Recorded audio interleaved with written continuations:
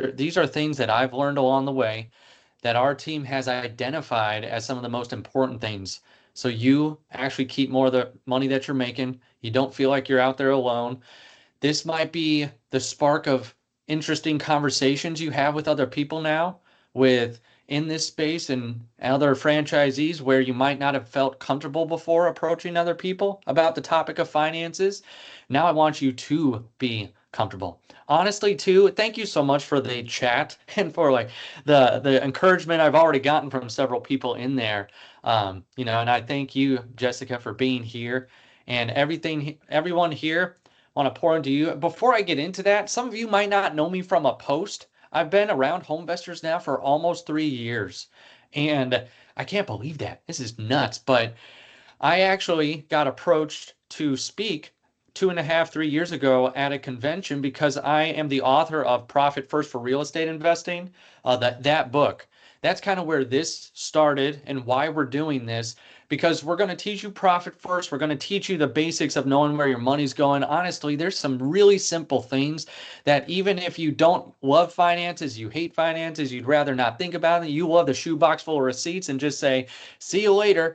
Wherever you fall on that scale, you love them or hate them, I feel like this will help you even that out.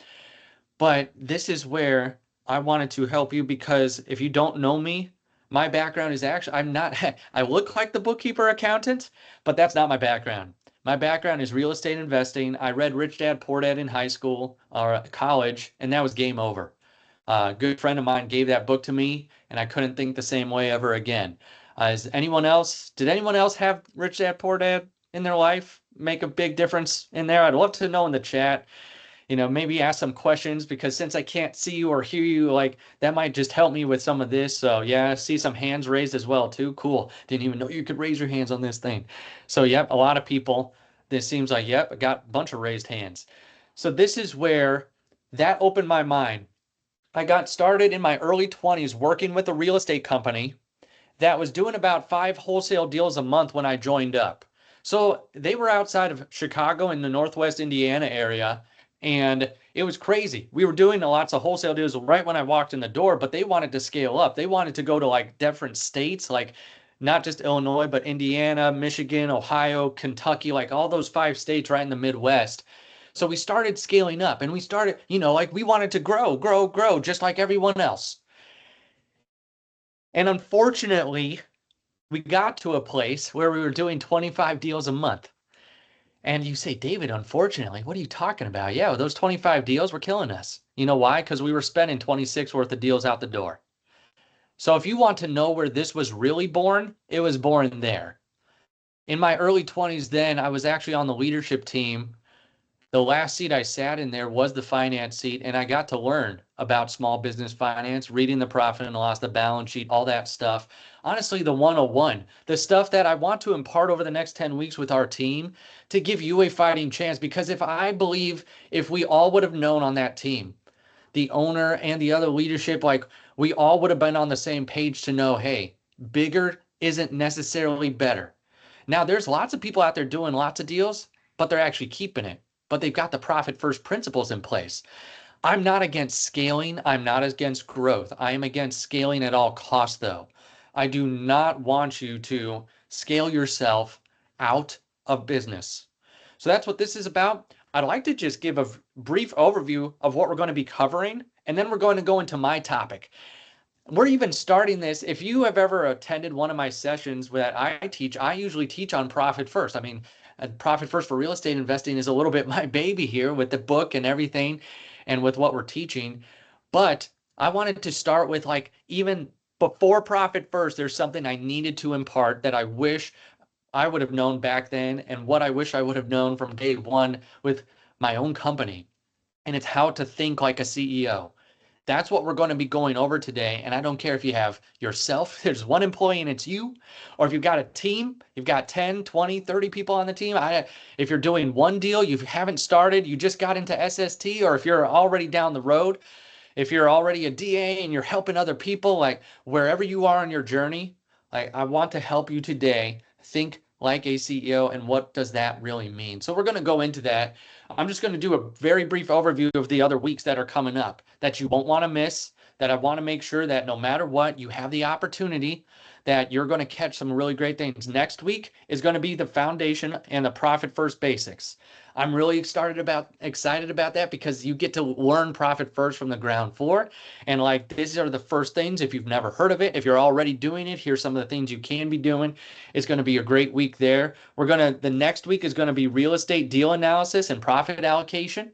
Then the next week is going to be cash flow management.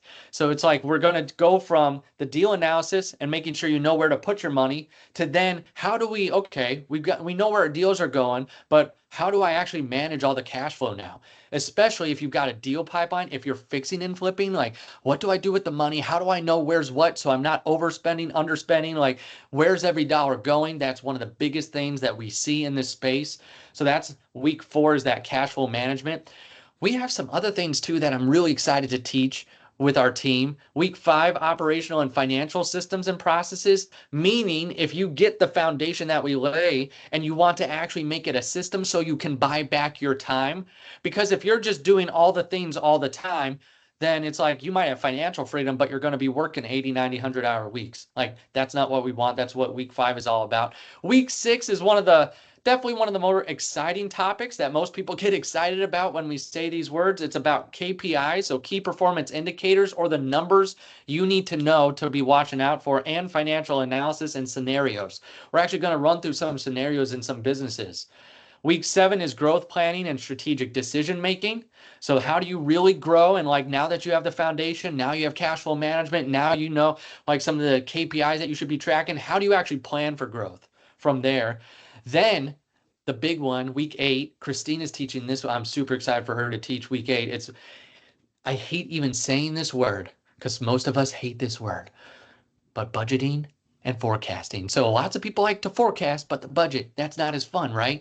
We're going to teach you how to do that, how to make it simple, how to at least get something in place so you're not, so many people come to us and they just feel a sense of unease. It's because they don't understand where their money has been and where it is. And like, are they really on track or off track? You know how you do that? A business budget. I even hate saying the B word there. Week 9, the tax planning and strategy. So we're going to even dive into some of the tax side because we've got great CFOs on our team that have the tax side that can help you and understand how to maximize. If you're going to buy and hold, like HomeVestors preaches and teaches, and the best franchises out there that are buying and holding, to make sure you actually have that recurring income plus equity building plus asset, appreciation plus the depreciation plus all the things. That's where you're going to want to come, as well as week 9. And week 10, we're going to do in person. I am so excited. I will be there. Some of the team members that are actually teaching this training over the next few weeks are going to be there as well. So please come to Summer Summit. I will be there. My team will be there. Christina will be there. You have to meet Christina. She's my business partner, Simple CFO. She's in the chat here and here, but it's only me speaking today. I'm super excited though that we're going to be there in person. So if you haven't signed up, I'd love for you to sign up for Summer Summit to be there so we can do the 10th week in person. That's really going to be diving into like this specific scenarios. So we're going to do a recap, but then we can have more interaction, that live interaction there with you. So I'm really excited about that. I promise that I actually do have something to present today, but I wanted to get you excited about the next few weeks here that we're going to be helping you. This is really 101 and maybe 102, 103 stuff. Like we're not going to even go super advanced. I want to give you a good financial foundation. I want you to get to where you need to be. And yes, these will be recorded, but it takes some time to get the recordings out. So yes, they're all being recorded. My little recorder's up there and it's already started. So this will be recorded. If you do have questions, I believe there's a Q&A functionality. If you have questions about I'm going to go into my topic today. If you have those, you could put those there. If you want to put something in the chat box, I'll try to get to it, but I might not see it, especially if a lot of people are in there. I do need to ask one question though. If you are listening to me now, I'd like to know either yes or no. Yes, it's yes, I have more than one team member on my team, or no, I do not. I need to know. I'd like to know, is it just you or do you have a team? Yes, I have more than one. No, I do not. Yes, yes, no, no. Seems like a big, okay. I gave a simple enough word that most people could put that in there. Y or N too. There we go. Define a team member. I would just say anyone besides you, whether it's a virtual assistant, a part-time team member, you've got the, so there you go. I saw that question pop up real quick with all these yeses and nos. Awesome. So I see lots of yeses, but also lots of nos. What I need you to realize is that whether you have a team or it's just you, these are principles that we're teaching from week 1 all the way to week 10 that you can use for your business. This is where, if you're smaller, the advantage you have is that you might be you might be pre all the bad habits once you get bigger and you've rolled into like, oh shoot, it's rolling down the track. Now we've got to like unwind a little bit and we've got to go backwards, unlearn what we have learned. So like take some of these key principles today and start implementing them and you'll build good habits, especially with your money. If you take what I'm telling you today, you'll be able to take anything that anyone throws at you that's worth listening to and how you'll be able to incorporate it into your business, no matter what size team you have. This is where if you have a big team or you have not even a big team, if you have more than yourself, if you said, yes, it's not just me, it's other people on the team with me, the advantage you have is that you have a team, is that you actually have people around you to help you, whether it's implementation or whether it's, hey, maybe someone on the team is taking something off your plate so you can actually think about some of the stuff that I'm going to be talking about today. So this is where I want you, no matter where you are right now, that we're going to help you on this road and on this journey.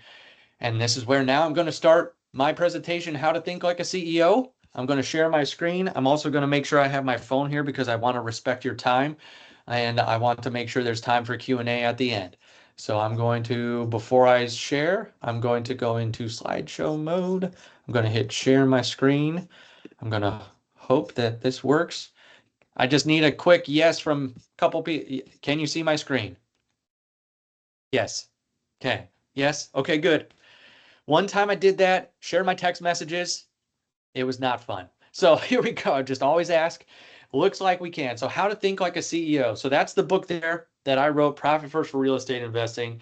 So I want to also frame this whole thing of why are we even doing this? Why are we doing the 10-week? Then I'll even ask you the question, why do I start here?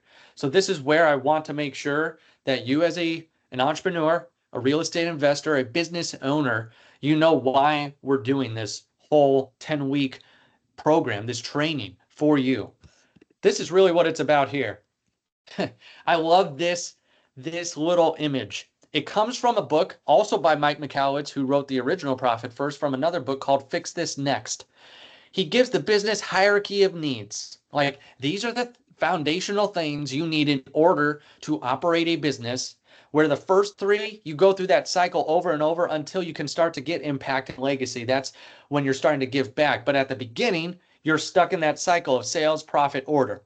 Sales is all about creation of cash. Like, you have to have sales. I cannot work with you, or you cannot have money to manage if you don't have money to manage. Go figure, right? Like, I'm not going to give you any gold nuggets there, but that's where right now I need you to understand that if you're not creating sales, that's where your focus has to be. If you haven't done a deal, all of your focus and energy should be, how can I get the dollars into advertising to make sure I could get enough leads, and then from there enough leads that I can actually talk to and make the sales and make sure that I get a contract. So like, that should be the consuming thought. But honestly, that really never goes away. You might hire people to take that over, but sales creation is, and that cash creation is always going to be there. That's the foundation of a healthy business, is you have healthy sales. But here we go. Why are we doing this 10-week thing? Because most entrepreneurs out there, they skip from sales to order. They skip the profit step. They say, you know what, we're creating some, we've done a few deals, we've done a few flips, maybe we have some rentals, we've got some cash, maybe now we need to pour all that cash back into the business, not just in marketing, but on other things like the operations or processes, which is great. I'm not knocking that, but you haven't created profitability yet. You've skipped the whole step of stability. Do you see where it says the creation of stability? I want you to have a stable and healthy business. That's what this 10 weeks is about, is that if you've forgotten the profit line, or if you're on your way and you're creating the sales now, how do we not skip that profitability? Then the order. That's when, once you know the money, once you have control and clarity, David, yes, David's way ahead of me. At the end, I actually put this into a folder. Everyone who's on here, I don't need your name, email. We're just going to send it out to you. So we'll make sure that you have that and you get the slides as well too. But this is where a lot of people skip from sales to order. But if you know the profitability and if you have that level, you know how much you can invest into the order, which is usually people and systems. Like, what systems can we make it that is faster, better, easier, and what people can I hire in order to go out there to make sure that it's not just me doing 80, 90, 100-hour weeks. So this is where I want you as an entrepreneur not to skip that profit step. That's what this 10 weeks is all about. Today, though, I'm going to frame this so that way, no matter where your issue is, and that's why I love the name of his book. It's called Fix This Next, because it's all about what issue do you have in your business and how to fix it. This is where I want to give you the way that you actually fix any of the issues at any of these levels. That's what today is about. So why do I start here? For the financial foundation training, where today's title isn't even anything financially related. It's how to think like a CEO. Why do I start here? Because so many of us are trapped in the cycle of just more, do more things, not just in business though, but in life. Like, we've got to be first, we've got to do that, we've got to go over here, we've got to be the best husband, we've got to be the best wife, we've got to be the best, parent, we've got to be the best, all these things that are, and those messages are constantly bombarding us. This is where I need you to take a step back and we need to start implementing something so that way you can actually focus on the right things in your business. That's why I'm so adamant about this being number one. Christina, who is the mastermind behind the actual layout of this training, and my business partner, she's here today. She even said, you should start here, David. You should start here because this is where everyone needs to be on that sure footing before we tell them what to do with the finances, before we give them the step by step. So today is all about, in the interim, what can you do to become a better CEO, whether it's just yourself and you're leading yourself better, or if you're leading your team. So yes, we are going to be sharing the slides. We're going to be making sure that you get this information, but this is why we start here. I want to invest in you first as a CEO. The first thing I need to even say around this is that you need to think of yourself like a business owner slash CEO. A lot of us, we go into real estate and we think this is a side hustle, or even if you go full time, it's like, but I'm just hustling, grind, just trying to get the next deal. We do. You have to generate the revenue. But at the same time, you're also the leader of the business. So we need to make sure, as the leader of the business, what are we thinking about? So this is where I need to make sure that you are getting to the mind space of thinking of yourself as the CEO. Okay, someone can't see my slides. I'm hoping everyone else can. So here we go. I'm going to keep going. Let's just be honest. Not many of us have received specific CEO training. I never did when I came in to the real estate space years ago when I first started my business. Even some of those other places, like you go out there and they're like, oh man, Facebook Guru Land and all of that. Like, a lot of them are teaching like how to do the deal. But like, this is honestly, I need to commend Homevestors for investing in this, like the 10-week of becoming a better business owner, because the finances aren't just about financial freedom. That's one big thing. It's also about time freedom. It's also about being a better business owner. And this is where they're really training you how to be a great CEO. So it's like, this is what we're trying to do and collaborate, is you're getting specific CEO training now. How to be a better CEO, no matter where you are on that entrepreneurial journey. So this is where I want to help you get to be a better CEO. And this is where now they're going to get specific CEO training. The rest of this time, even though it's like the financial foundation, it's really, how do you become better? How do you become better at knowing, being savvier with the money, knowing where it's going? How does an entrepreneur really understand and act and put their money? So that's what this is all about. Here we get this slide. This one's going to help you. At the end of the day, a CEO lives on the right side of this sheet. If you can't see it at the top, it says the columns are separated by $10 per hour tasks, $100 per hour tasks, $1,000 per hour, $10,000 per hour. This is from the book 80/20 Marketing. I read this book years ago, but someone who was speaking on being a good CEO that I was at recently also shared this again. I'm like, this is such a great slide. How many of your tasks are spent on the left-hand side? Like of your day. I bet a lot right now, if you're in that solopreneur just fighting to get the deals in the door, you're probably, whether you're probably not cold calling, but you might be cold calling like vendors, contractors, people like that. You might be trying to find the buyers. Like once you have a lead in the door, like, are you doing everything there? Are you doing social media? Most people do it. I love how he says that in this book. He's like, most people just go out there, they post it randomly and like whatever they're feeling like that day. Are you just attending meetings, cleaning, sorting things? Like, are you talking to the unqualified prospects all the time? This is where, if you're in that $10 per hour task, I need to get you over to the $10,000 per hour. This is where you as an entrepreneur can build your way into this. Well, first thing is, I even have to open your mind to this. Some people have never seen this like laid out. This is why it's such a great visual representation, is that if you can build yourself from the $10 to the $10,000 per hour task, this is what really helps you. And you know why some of the biggest franchises are big and out there? They focused most of their time on the right-hand side. You know what really if you if you have the personality where you love the details and you love to analyze things, which if you are like that, sometimes that's a hindrance and sometimes that's a help, right? If it's a hindrance, if it keeps you back and you're just analyzing the data too much and you're stuck on the left-hand side.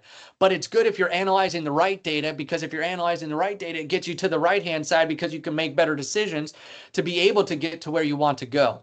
I also want to give this is part of that folder as well too, because I want you to almost rate yourself on a monthly basis. Did I do more $10 per hour tasks, or did I do any 100 or 1,000 or $10,000 per hour tasks over the course of this last month? And what of those can I pick next month? Now, there might be different things on here for you. For you, it might be talking to a qualified prospect here is the $100 per hour task. But if you get someone to do that, then it's like that might be your $1,000 per hour task. And then you see in the $10,000 per hour task, selecting the team members in the bottom right. Once you start selecting the right team members, then it becomes the $10,000 per hour task, because other people are doing those things that you were doing, helping you to focus on building the business. This is where I don't want you to get tripped up in the weeds too much, but you have to create the engine. You have to go out there. You have to work the leads that you get, and you have to close them, and you have to be good at sales. There are some skills you have to learn in this business in order to make sure that you're building what you want to.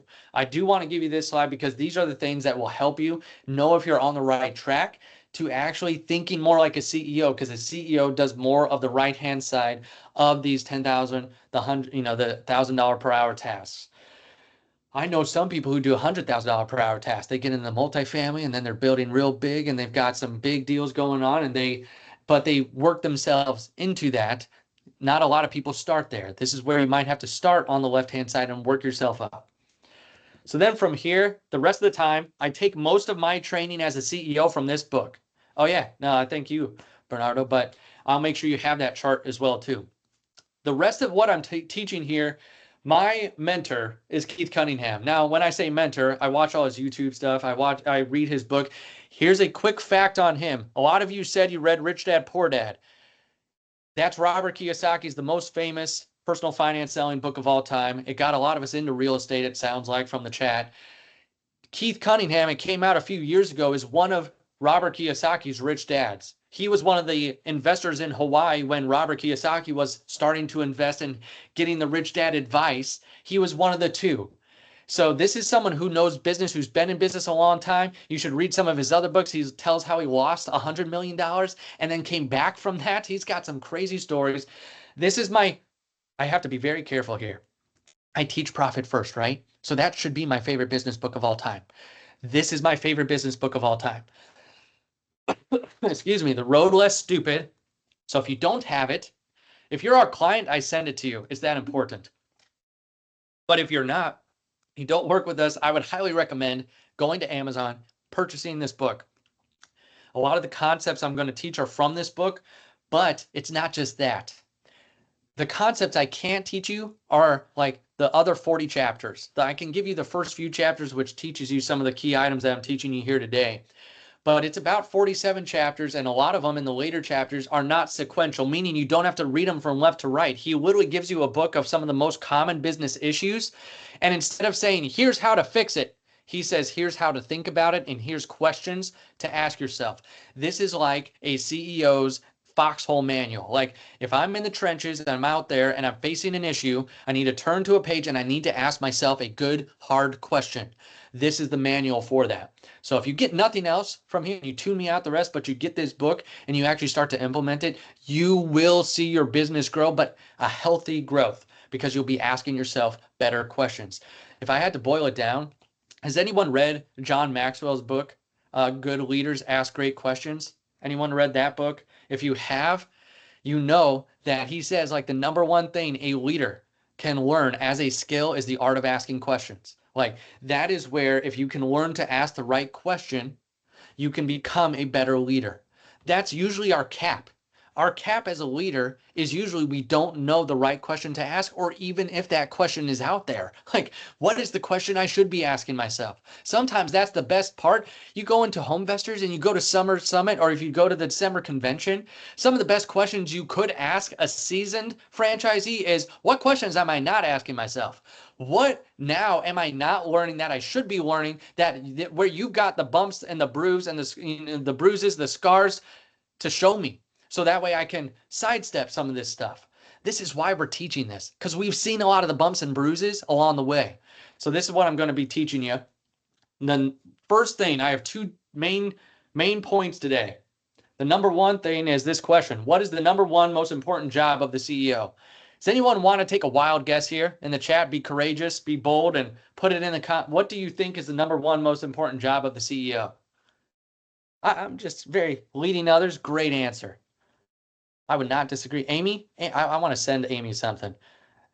Hey, I think John, my assistant's on here. Let's send Amy the book. I'd like to send Amy the book. She was the first one to answer. Leading, decision, growth, set vision, setting example, hiring, working on the bit. Ooh, someone got really close. Making sure the business is profitable, working, supporting the team, communication, train. Y'all are super smart. We don't even have to do this. These are great attributes. I don't think anyone said the word though. I don't think anyone said it yet. Someone got really close with working on the business. Here we go. Vision. Oh, super close. Super close. Setting the vision. Support the mission. I love that. Making sure you're profitable. Now, see, some of you are super smart. You know, like you're thinking about what I'm teaching. That's good stuff.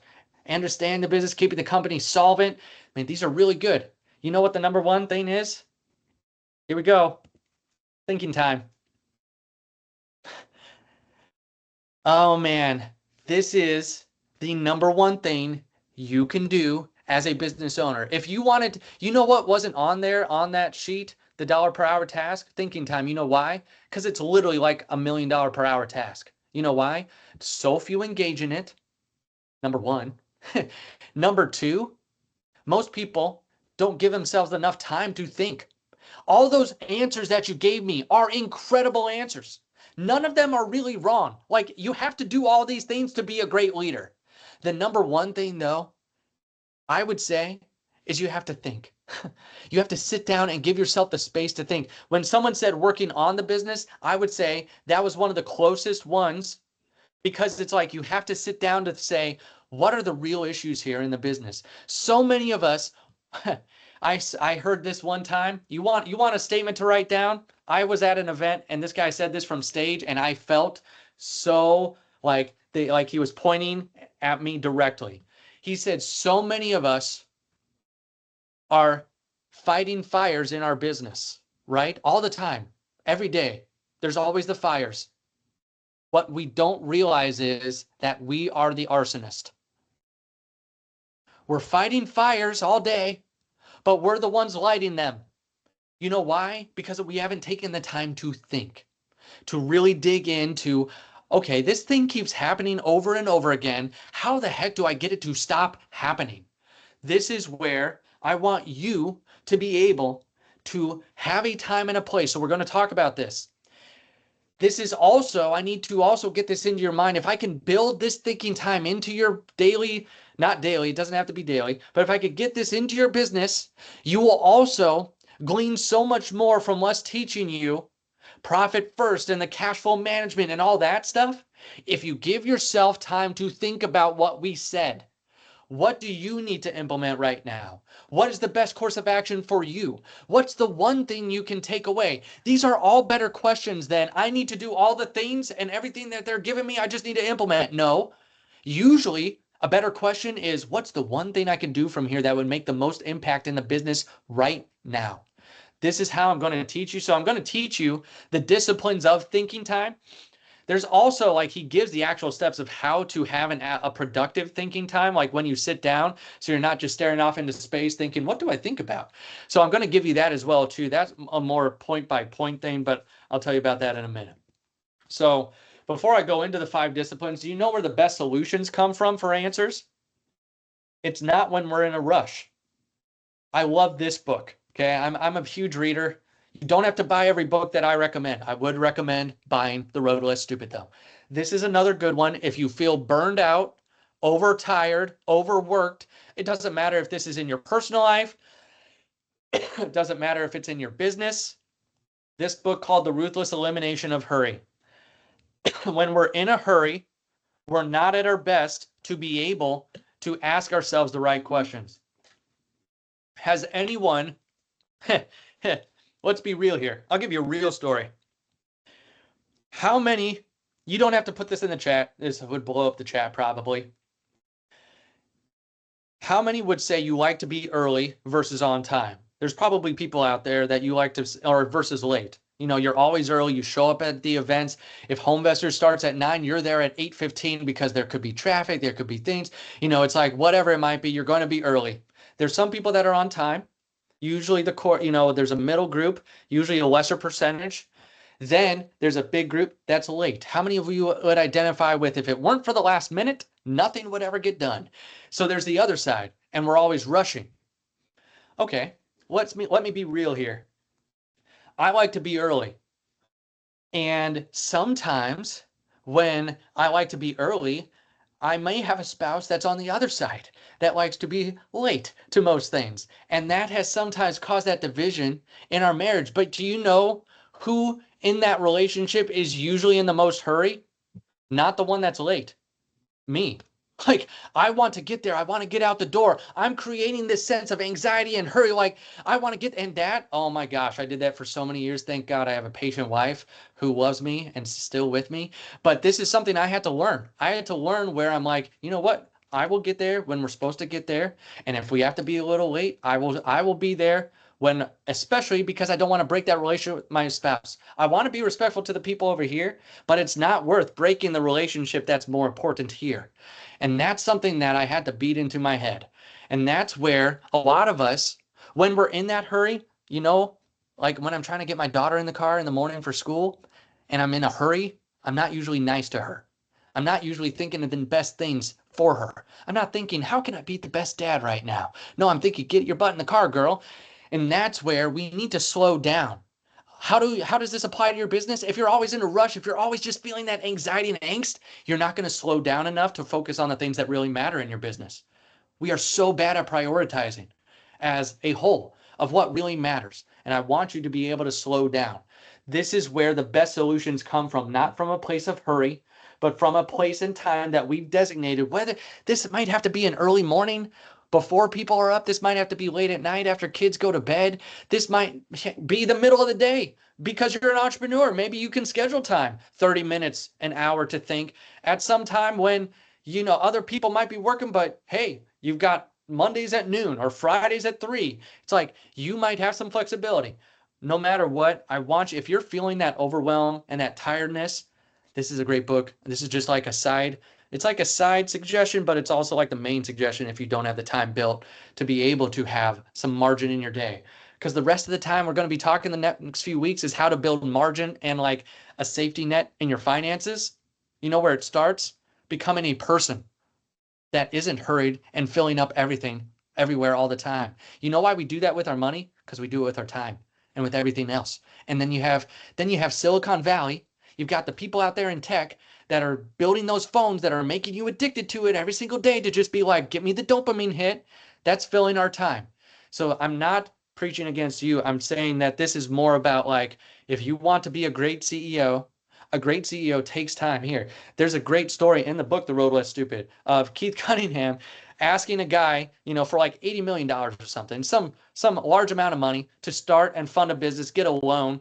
And the guy said, he's the head of a big bank. And he's like, you know what, Keith, I need to put that on my thinking time slot. That's where Keith came up with thinking time, because this big owner of a big bank created the thinking time. Now, his thinking time, he was, running hundreds of millions of dollars and like $1 billion bank.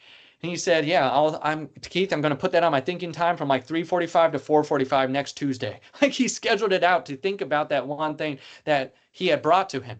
Now, I'm saying now, if you build this into your life, you can have a time where people bring to you all these different things. You can be able to prioritize them, put them in their proper place, and be like, what's really important now? And that's what I want to help you with this, the 5 core disciplines of thinking time. So how do we make thinking time a habit, and what does it really get us? What are these disciplines? How does it help us? What are we asking ourselves? How are we getting to a productive thinking time? Number 1, you need to find the unasked question.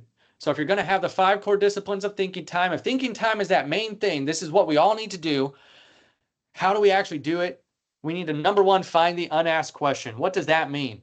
It means so many of us are problem solvers, right? We like to solve problems all day long.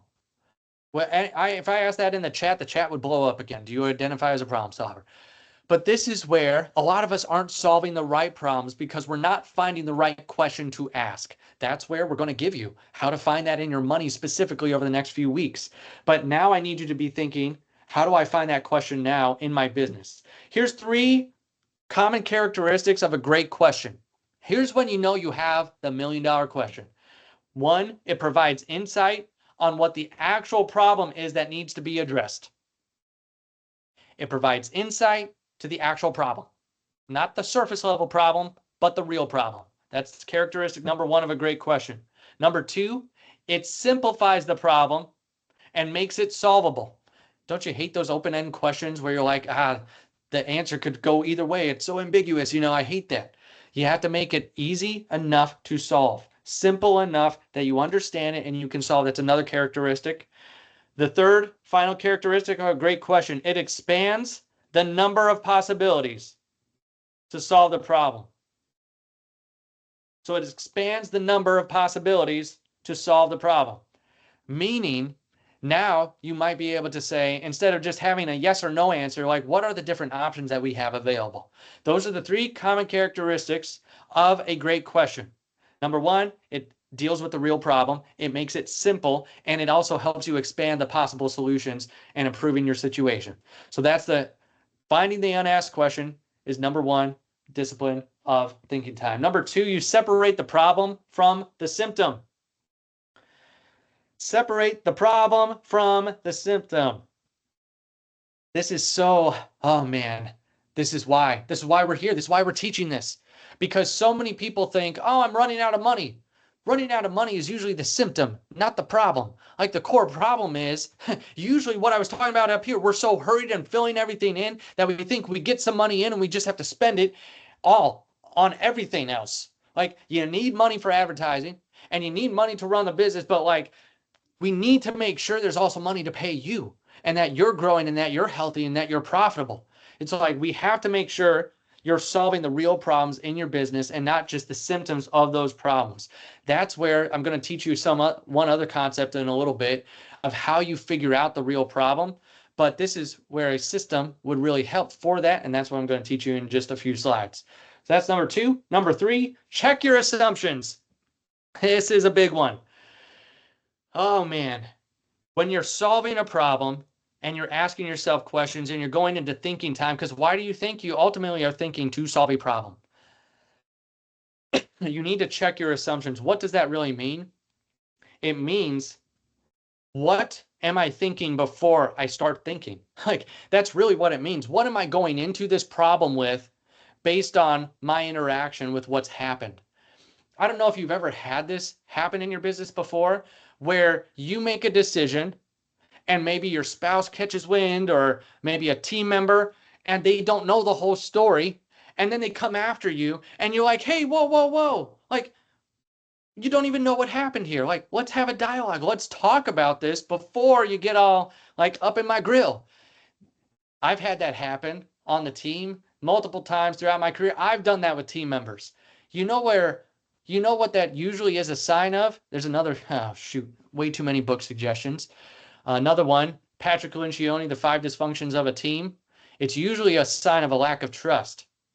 So this is where I don't want you as an owner and as a CEO to have either a team or yourself, once you start to see problems in the business, to just have these assumptions. You need to be good at asking questions. Always ask the question to get to the root problem. Check your assumptions at the door. Don't let that follow you into your business. It's not just with team members. It could be there's a closing that's happening and it falls through and you think it's the closing issue over here, but it wasn't. It was this thing over here. It was the insurance. It's like, hold on, before you go after anything and you like try to solve the issue, where is the real issue? Check your assumptions. Number one was find the unasked question. I saw you that, I think, Tia, there. Here's number 4. Consider the second order consequences. Oh man, this is a big one. What happens if I do this thing that I'm thinking about doing? So in the discipline of thinking time, you're going to come up with solutions to the questions that you ask yourself. But with the actions that you take, do you take the time to say, what will happen if I pull the trigger here? Now, you're an entrepreneur if you're on this, whether you love security and the numbers and the details, or whether you're just the type A, let's go, driving hard. Like, you took a risk to invest in yourself, which was huge, and I commend you for that. I also want you to now, going forward, anytime you make a big decision, especially if it deals with your money, what are the second order consequences? Meaning, what will be the consequences of that decision? Here's 3 questions to ask yourself to know if you are going to be okay with the outcome of the decision you've made. What's the best thing that could happen? We're usually good at asking ourselves that question. Like, what's the best thing that could happen in this scenario? On the flip side, what's the worst that can happen? Some of us are good at asking that. Usually that's when you have the detail oriented, like you're more risk adverse. So you might tolerate some risk, but you're very much like, what's the worst that could happen? But there's also a third question you need to be asking yourself that's really the magic one here. Can you live with the downside or with the worst case scenarios? So what's the upside? What's the downside of this decision? And can you live with the downside? That's where to ask yourself those for any decision that you make that's a bigger decision. Especially, we're talking about money the next few weeks here and like where it's going, how to keep more of it.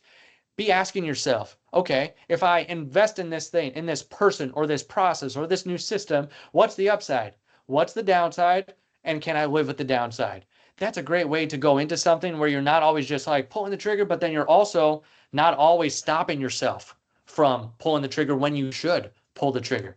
This is what I want for you. I want you to be better at asking yourself good questions and then being able to have a filter for yourself.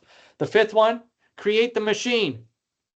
Now you have to develop the systems and the processes to ensure consistent results. So this is where once you have all the discipline of thinking time in place, now you're creating that machine to, number 1, think. And I'm going to teach you how to do that and like some of the things that you could put in place. But then also making sure that you have the machine of your business as well too. A real business has a couple characteristics. It has more than this. Characteristics of a real business, you're able to pay yourself. Go figure with what we're teaching here. It also doesn't always have to run with you. I'm not saying it could run without you. There's a difference. There's a difference between saying it doesn't always have to run with you. I'm not saying it can always run without you. And number 3, it is financially sustainable and like has a profit margin. Like this is where I want you to go. And this is what I want you to be able to build. So this is the first things here. This is where the discipline of thinking time to be able to start. And from here, I actually give, I think the thinking time process, this is probably what you're asking, Joshua. Do you have where you went through these steps and what that looked like? Yeah, I do. I just want to make sure that I also respect your time because I've got like some of the practical stuff on the other side as well too, where I want to give you some very, very good steps on the thinking time process and some of the things you could be thinking about first. But for this, I've many times in my career where I have not done it. Okay, last year, I invested in a marketing person who I thought was going to be a great hire, but I didn't ask myself those questions. So Joshua, let's do a real example like that first, where I didn't apply the what's the upside, I just asked myself what's the upside, because I thought it could go nowhere but up, and like all the things they were promising and all the thing, like for this specific person that I was bringing on the team, and it didn't go so well. Like then things started slipping through the cracks and things weren't going great. And it's like, wait a second, I thought this was going to be like the best thing since sliced bread. I don't know if you've ever had that where someone comes in and they're promising you the world and then it doesn't end up to be that great. Been on the short end of that stick many times, but it's my fault because I didn't ask those questions. This has to become a habit. I'm getting a lot better at asking this. This is where this year there's been already some questions I've had to ask about what's the upside, what's the downside, can I live with the downside? Some of the speaking engagements. So Josh, you asked what's a specific example? There's a specific speaking engagement that came across my email this year of like, do you want to come to this event? And I said to myself, what's the upside? What's the upside? The upside was I could potentially, get the message out. I could probably do, give some people the profit first. Maybe some people would end up working with us. That'd be great. What's the downside? Well, the downside was it was also during a time where like it was a crazy time of the year in September where everyone's having their different events. I'd already scheduled something. This like left no margin of space for me to be at home with my family. And so right then I said, can I live with that downside of like, do you think that would be good for me here in this situation? Or should I forego this one speaking slot in order to, at least build a little cushion in between some of the other things I'm going to? That time I had to tell him no. And I hate telling people no. Like I want to help. I want to go out there. I want to be a blessing. I want to be, get people riled up and fired up about the profit first and all that and keeping more of the money. But I had to tell them no. And that was hard for me. But it's like, when I asked, could I live with the downside? I couldn't. I needed time with my family to be there and be there with them. You know what? That's paid off for me in the last several years. I've asked my wife several times, like, do you feel like I'm traveling too much? Like, what are your thoughts? And she said, David, when you're home, you're home. And when you're out there, we're grateful that you're out there and that like, just run it past us if you're getting too many out there. So it's like, but that only came from fumbling the first few years like of doing that and not doing it right and saying you're gone all the time. So it took time and effort like that. So Joshua, this is not a one and done thing. I'm just telling you right now, this is a process. As you can see, last year, I'm still making mistakes. This year, I'm getting better with other things because I'm more in the habit. So it's like I need to be in that habit in the different areas. That's what I want to give you now. Now I'm super excited because the thinking time process literally is like this 15, like 1, 2, 3, 4, 5. I'm not going to give all that to you. Well, I am going to give it to you. It's going to be part of the handout that we give at the end. I want you to have the thinking time process, but that's something that I can just give you the 1, 2, 3 bullet point of how to have a productive time when you're sitting down and thinking. And that's what this is. Now I'm going to go into what about the things to think about? What would I even think during that time?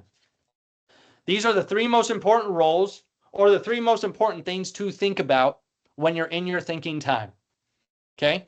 And I take this from a different book. A CEO does 3 things. And this is one that I've invested in and think about this all the time. I'll just give you the 3, what they are. Culture, people, and numbers.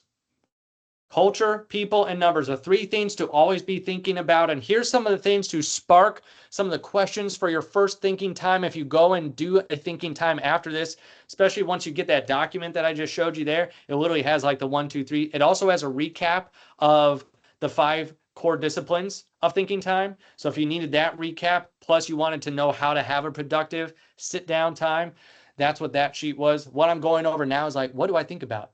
So that's what I take it from. The CEO only does 3 things. The first one is the culture.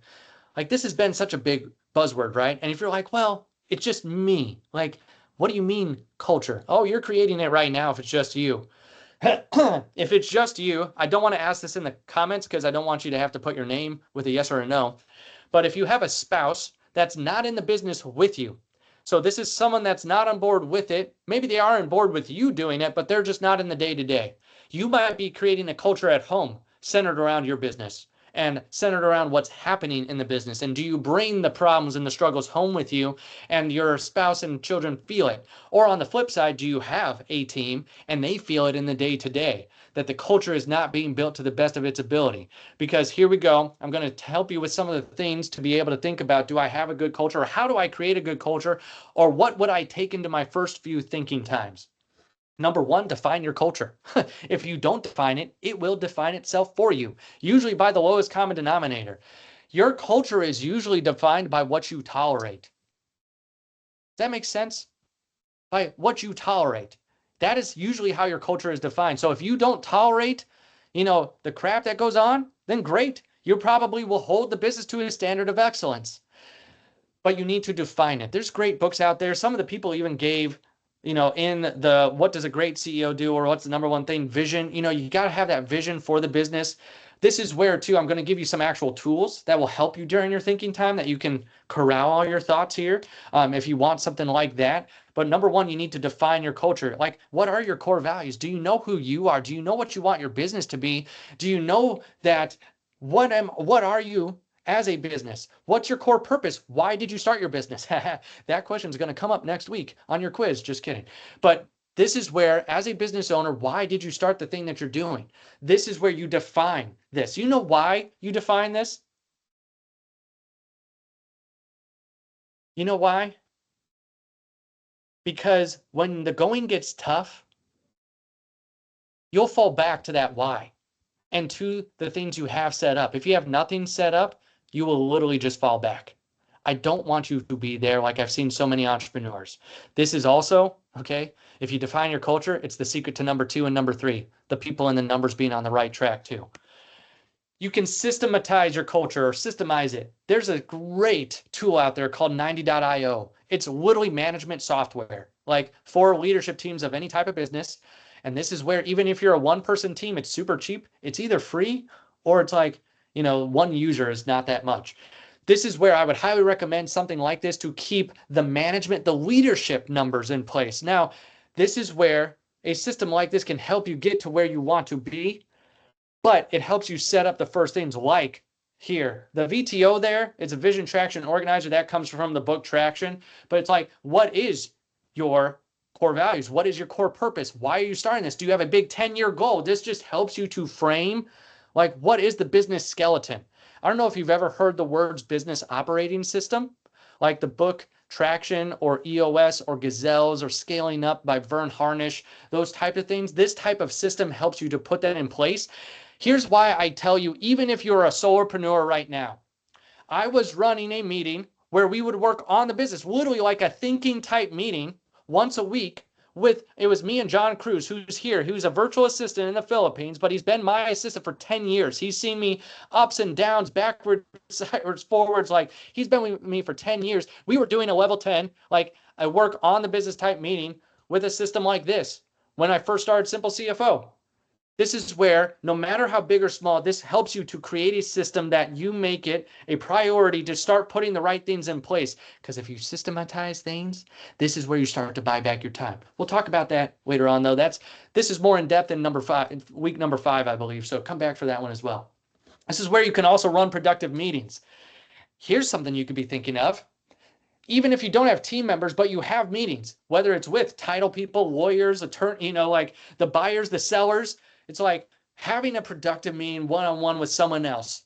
Now, if it is your internal team, that's where 90.io can shine, and like that's a great tool. But you know what the great thing about a productive meeting is, or how do you run a productive meeting? Usually, there's a time in there where it's called IDS. You identify the real issue. You're digging into the real issue. You're getting real. You're discussing the real issue, and then you're solving it. Make it really simple. If you just add that framework to any meeting that you do, it will be a better meeting. And then you can actually think about it. Like, this would be your thinking time. If it's by yourself, or if you have a team and you're doing a meeting like this, add that one section, IDS, identify, discuss, and solve. So you can identify the real issues, prioritize the real issues, discuss those issues, and then solve them. This is what's so important for you as an entrepreneur. Like, literally, if you just take that and nothing else, that's another one. Like, take it and run, where if you just add that to any meeting that you do, like, we need to identify, discuss, and solve the real issues here, It will make every meeting you ever attend from now on more productive. So do that and run those meetings. You know what the ultimate result is, though? Psychological safety. What the ultimate result of what? Having a culture that's clearly defined and an outlet of meetings for people to bring the real issues. This is so important.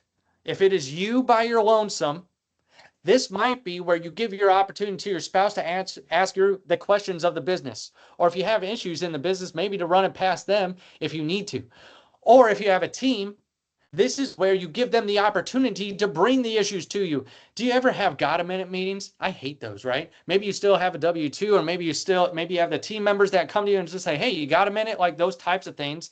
While sometimes that's great, like if you're going from 9 a.m. to 9 p.m., like it's hard to fit in all the got a minute meetings. That's where if you have a rhythm of you have clearly defined that culture and you have the meetings defined, and then you have the meetings where you can help them bring up the real issues and they can be open and honest with you.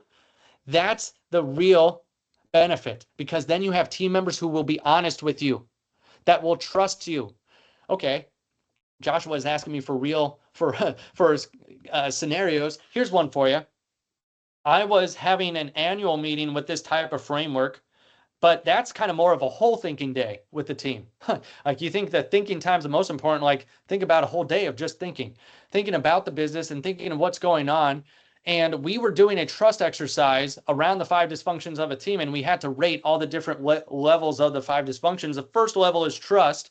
I won't go into the rest of them. And I'm like, yes, we've got a great team. We're trust each other. This is going to be great. So we start rating it, and there's about 5 people in the room, and you can rate it 1 to 10. And I'm like, I think it's a 9. Like maybe it's not perfect, but it's pretty dang close. So I write 9. And then the moderator starts going around the room and asking, like, what did other people write down? And one other person was 9, someone was an 8.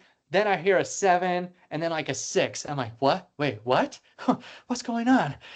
I thought we had the perfect company. And go figure. And this is where that person right then was in that meeting and said, David, we love this company, but we don't think you trust us very much because you put us in place, but then you jump in to fix everything. I'm like, oh my gosh, like she hit me right between the eyes because that was so true. I'm a fixer. I just want to make everything right. I want to jump in. This was several years ago when she said that. And because I've learned stuff like this and people had poured into me, thankfully, my first response was not what my flesh wanted to do and just like say, nope, that's not right. Yeah, what are you talking about? I think it's great. That's not what I said, thankfully. What I said was, number one, thank you for feeling comfortable enough to even bring that up and give us a lower score. And number two, what can I do? I want to know now. Now that you've brought this up, we can really address the real issue now. Because I'm like, if we sat there and she wasn't able to say that to me, I would never know that. And then I would continue doing it. And that doesn't help anyone, right? So this is where I want you as an entrepreneur to create that safety. You know how you do that? You have the meeting type structure like this so people can bring you the real stuff like that. Sometimes it's going to suck. You know why? You are the business owner, and one day you might have a portfolio of 100 properties, or you might sell 100 deals in a year, or you might do big things. It's because you're the leader. Leaders do hard things sometimes, and this is one of them. Is if you set it up the right way, you might have to hear some difficult things. But if you put it in place, this is how you truly grow. And man, this never stops. I've never gotten to a place where this ever stops, where I'm perfect or the business is perfect, where I need to constantly be growing and being refined and being sharpened by other people. Sharpening is not a fun or comfortable process, but you know what? It leaves us sharper after we have been sharpened. So that's what I want for you. Set that up. Have the culture where you have people that are able to be honest with you. If it's just you by yourself, is there another franchise here that's by themselves as well, and you could hold each other accountable and do this type of stuff with for now? There's a great client that we have that has done this, that has some other franchises, and they just call each other. I mean, they are sharpening each other because they don't have other people on the team. And it's like that where you could bond with someone and have them be real honest with you. Like very honest, and you ask them, what are my shortcomings that you see? I don't want to build this thing wrong, and I want to make sure that I'm a good leader for the company. So there's number one. Number one thing to be thinking about is your culture. Number two is the people on your team. This is probably going to be very easy for most people to spend the most time thinking because when you start to hire people, it's going to be very evident that you need to spend a lot of time thinking about them. Go figure. Your time shifts along your entrepreneur journey from thinking about the deal to thinking about your team. Let me say that again. Your time as an entrepreneur is going to shift, especially if you want to grow, from thinking about every deal to thinking about your people. So this is where I want you as an entrepreneur to know that your people deserve to be thought about. Even if you don't have them now, who are the people in your life that have helped you?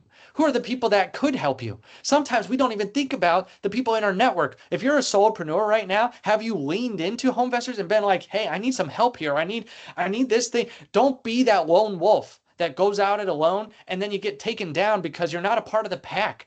Get in there and run that race with each other. But if you do have team members, we're going to talk about some of that as well too. But I want to just give you, this is the big number two thing to be thinking about is your people. Here's something to think about. Are you hiring for core values? Well, if you don't have core values, then that's a no. So yes, Joshua asked, do we run on EOS? Yes. That's where I get a lot of our framework for a business operating system or like setting up core values. If you get the book Traction, it's an orange book back here. That's where you can get some of this laid, that foundation of the core values, that vision, like what's specific about your business that you want to make known to the world. But if you hire for core values, it's crazy that you don't get turnover as much, that you don't have this crazy turnover with all these employees if you're hiring the right people. Now, I'm not saying you won't hit a difficult time in business where it goes up and down and like, oh shoot, maybe you overhired. But I want for you to make sure that you have the right people on the team. When we hire new CFOs to work with Simple CFO, when we first interview them, we of course want to make sure that they know what they're doing financially.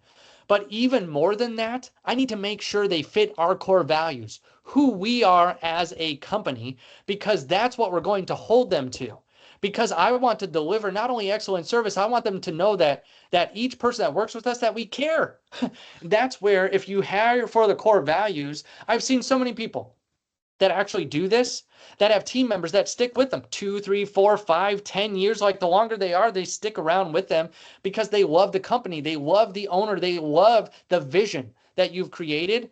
And they're working with other people that you love to work with. How many here, oh man, have ever had a job where you absolutely hated walking into that job because you didn't like someone there?